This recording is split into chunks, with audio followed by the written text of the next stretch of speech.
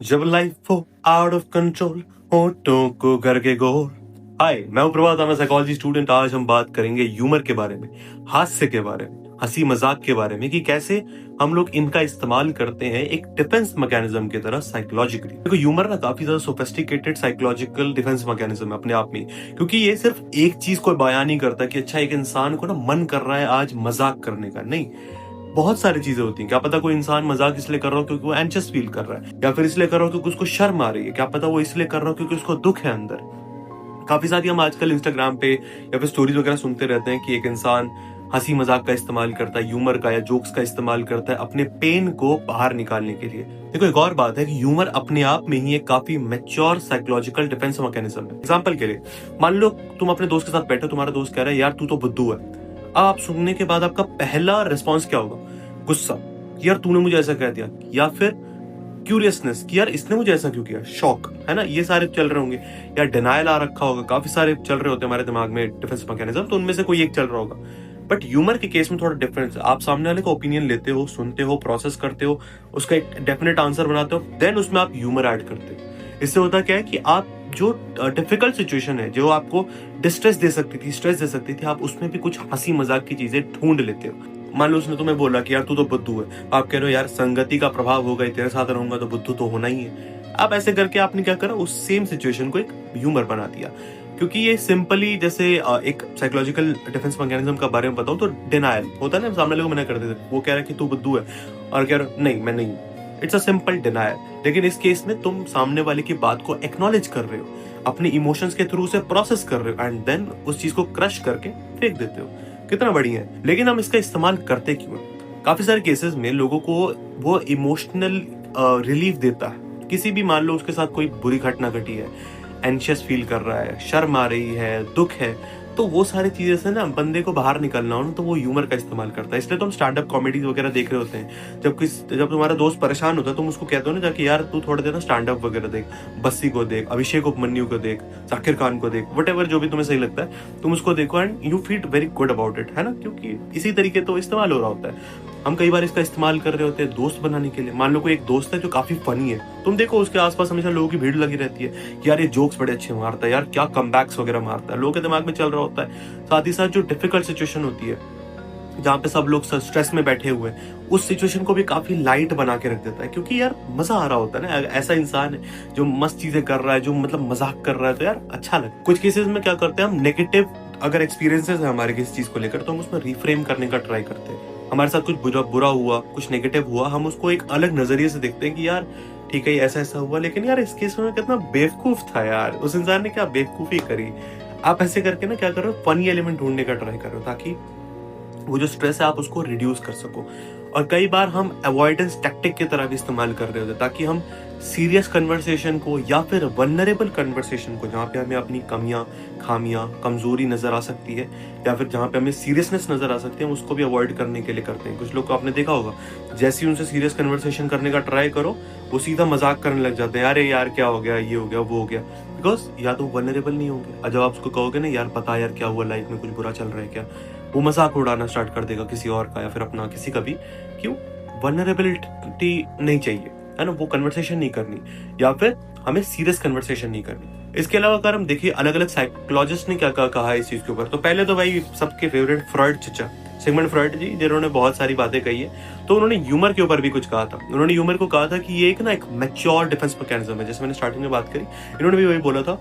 Normally होता क्या ना, हमारा दिमाग कोई भी चीज को प्रोसेस करने के लिए ईगो और सुपर ईगो का इस्तेमाल कर रहा होता है, ठीक है। अब ये जो ईगो सुपर ईगो इड है, इसका कॉन्सेप्ट को मैं अच्छे से एक अलग वीडियो में एक्सप्लेन करूंगा, पर अगर बेसिक आइडिया चाहिए तो आप गूगल सर्च कर लेना, बहुत ही सिंपल सा होता है। होता क्या है कि इस केस में आपके आसपास जो चल रहा है, आपकी सच्चाई और आपने चीजों को कैसा माना है, उसके बीच का जो रिलेशनशिप है ना, उसको ह्यूमर काफी अच्छा रखता है। अब मान लो आपके आसपास कुछ ऐसा चल रहा है जिसको आपको देख के अंदर से बड़ी हंसी आ रही है, बट एक्चुअल में वो चीजें बड़ी सीरियस है, तो इवन दो आपको उस समय स्ट्रेस होना चाहिए था, आप परेशान होने चाहिए, बड़े सीरियस होने चाहिए थे ना, प्रोडक्टिव ऐसी चीजें होनी चाहिए थी, बट आप चिल हो, आपको हंसी आ रही है कि यार क्या चीज चल रही है ना, अब मजा आ रहा है, उसके अलावा एक और काफी बड़े साइकोलॉजिस्ट रहे हैं, एक या फिर मॉडर्न डे फिलोसफर भी इन्हें कहते हैं, वो है कार्ल यूंग। उन्होंने बोला था कि ह्यूमर जो है ना हमारे शैडो के साथ इंटीग्रेट करने के लिए एक बड़ा अच्छा टूल है।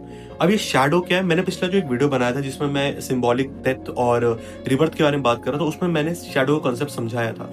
तुम बेसिकली शैडो का मतलब ये समझो, हमारे अंदर वो डार्क क्वालिटीज जो हम किसी को नहीं दिखाते या फिर हमें खुद नहीं पता होती, जिसको कार्ल यूंग ने शैडो बोला था, और somewhat similar idea Sigmund Freud ने दिया था एज अनकॉन्शियस।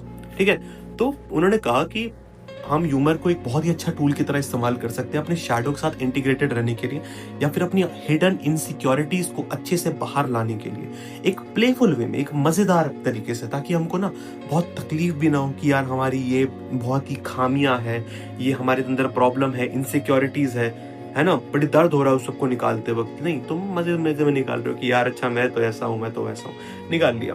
उसके अलावा मॉडर्न साइकोलॉजिस्ट ये भी कहते हैं कि ह्यूमर जो है ज्यादातर इंसानों के अंदर रेजिलियंस बिल्ड करने में बड़ा हेल्प करता है उनको।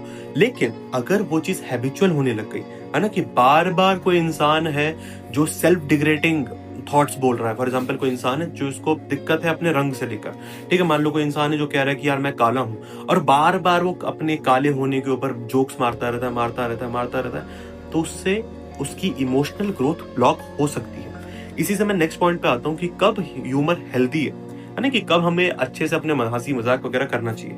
देखो, अगर हंसी मजाक करने से तुम्हारे नए कनेक्शन बन रहे, नए दोस्त आ रहे हैं, नए रिलेशनशिप बन रहे हैं, अच्छी लड़कियों से बात हो रहे हैं, अच्छे लड़कों से बात हो रहे हैं, है ना, इंटरेस्टिंग हो रखा है पूरा माहौल, देन यार तुम्हें जरूर करना चाहिए। ह्यूमर से तुम और ज्यादा ऑनेस्ट हो पाते हो अपने आप के लिए, दुनिया के लिए, अपने बिलीव्स के लिए। तुम एकदम मुंह पे बोल पाते हो कि यार मैं तो ऐसा मानता हूँ। क्यों? तुमने एक ह्यूमरस वे में बोल दिया। और साथ ही साथ तुम्हारे अंदर कोई खामियां है, इनसिक्योरिटी है, तुम्हारी कोई कमजोरी है, तुम्हारे अंदर कोई सॉफ्ट कॉर्नर है, उसको भी तुम सामने वाले को बता पाते हो एक सेफ तरीके से।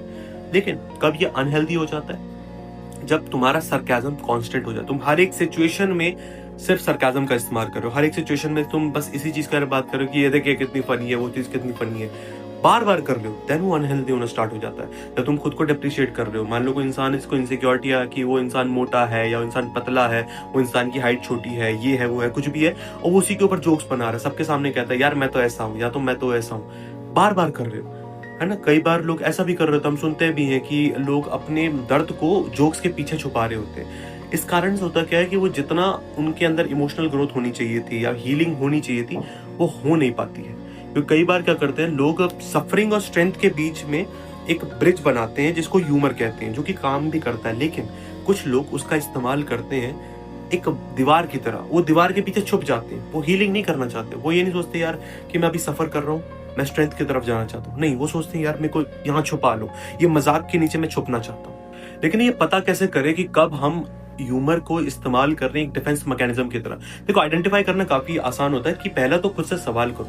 जब भी तुम कुछ ऐसा मजाक सुनते हो, करते हो, है ना, या किसी का मजाक उड़ाते हो, अपने ऊपर अगर मजाक उड़ाते हो, तो पूछो कि यार ये कहने के बाद क्या मुझे सैड फील होता है, क्या मुझे एंशियस फील होता है, क्या ये जो मेरा ह्यूमर था ये इंक्लूसिव था, क्या ये मुझे ग्रोथ देगा, है ना, या फिर ये एक प्रकार का डिफेंसिव अटैक था कि मैंने अपने आप को बचाने के लिए सामने वाले को गाली बक दी। होता है ना कुछ लोग, जब तुम उनके ऊपर मजाक उड़ाते हो तो वो तुम पे एक अच्छा मजाक नहीं उड़ा पाते, कम बैक नहीं दे पाते, वो क्या करते, तुम्हें गाली बकना स्टार्ट कर देते हैं। देखो, दूसरा है कि फीडबैक मैटर करता है। तुम जब भी कोई जोक मारते हो या फिर जब भी तुम्हारे आसपास कोई इंसान जोक मारता है, आसपास के लोगों को ऑब्जर्व करो कि उन्होंने उस जोक को किस तरीके से समझा। ऐसा हो सकता है कि उन लोगों को वो जोक बड़ा ऑफेंसिव लगा हो, या फिर बड़ा ही वाहियात लगा हो, या फिर बहुत ही अच्छा लगा हो। उसके अकॉर्डिंग तुम्हें उस चीज को प्रोसेस करना पड़ेगा। ऐसा नहीं है मे बी कोई जोक तुम्हें बड़ा अच्छा लगा बट दुनिया को ऑफेंसिव लग रहा हो। ऐसा भी होता है ना, कुछ लोग कहते हैं मेरा डार्क ह्यूमर है वगैरह वगैरह। तो उसके ऊपर भी किसी दिन मैं वीडियो बनाऊंगा कि डार्क ह्यूमर की साइकोलॉजी किस दिन समझेंगे, बट अभी इसको यहीं तक रखते हैं। लेकिन अब एक और चीज है कि तुम कैसे इस्तेमाल कर सकते हो ह्यूमर का। देखो, पहले कि अगर तुम ऑनेस्टी के साथ ह्यूमर को ऐड करो, मतलब तुम किसी चीज के, फॉर एग्जाम्पल तुम बचपन में किसी मैथ की क्लास में तुम्हारे साथ कुछ बड़ा ही एम्बैरेसिंग इंसिडेंट हुआ था, तुम उसको एक हंसी मजाक की कहानी की तरह बता रहे हो कि यार एक दिन मेरा एग्जाम था, एक रात मैंने पढ़ा नहीं, और एग्जाम में तो मैं ऐसे पहुंच गया जैसे मुझे सब कुछ आता हो, है ना। मेरे चेहरे पे ऐसे कॉन्फिडेंस था कि टीचर को लगा कि यार शायद पेपर इस बच्चे नहीं बनाए। आई नो बड़े घटिया जोक में मार रहा था, बट तुम्हें कॉन्सेप्ट समझ आ जाएगा कि तुम कैसे ऑनेस्टी का इस्तेमाल कर सकते हो। दूसरा है प्रैक्टिस माइंडफुल ह्यूमर। तुम्हें पता होना चाहिए कि तुम कब ह्यूमर इस्तेमाल कर रहे हो। कब तुम ह्यूमर का इस्तेमाल कर रहे हो कनेक्ट करने के लिए और कब इस्तेमाल कर रहे हो चीजों को शांत रखने के लिए। तुम्हें कभी भी ह्यूमर का इस्तेमाल उस केस में नहीं करना चाहिए जब तुम किसी और इंसान या पर्सनल स्पेस को या फिर साइकोलॉजिकल स्पेस को इवेड कर रहे हो, है ना, तब तुम्हें नहीं करना चाहिए, वो सही नहीं है। क्योंकि कुछ कुछ ना थेरेपीज भी होती हैं पॉजिटिव साइकोलॉजी में या ग्रुप थेरेपीज में भी हम ह्यूमर का इस्तेमाल करते हैं इंटेंशनली, ताकि हम उस नेगेटिव एक्सपीरियंसेस को, मैंने बताया ना कि तुम्हारे साथ कुछ बुरा हुआ है, बुरा हादसे हो, लेकिन तुम अपना नजरिया चेंज करके देख रहे हो कि यार ये बुरा तो हुआ लेकिन ये चीज बड़ी फनी तो थी, है ना, तुम थोड़ा ह्यूमरस बना रहे हो चीजों को।